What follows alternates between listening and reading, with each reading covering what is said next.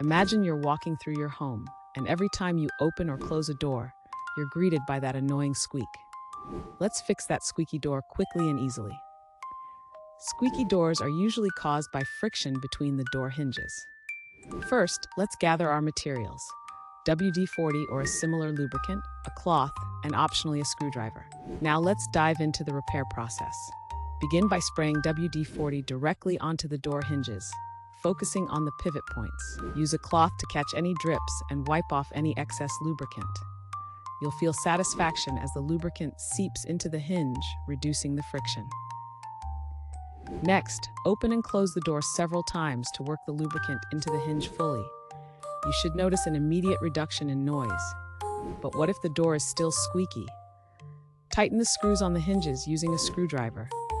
Loose screws can often be the culprit behind persistent squeaks. If you don't have WD-40 on hand, you can use household items like petroleum jelly or even cooking oil as alternative lubricants.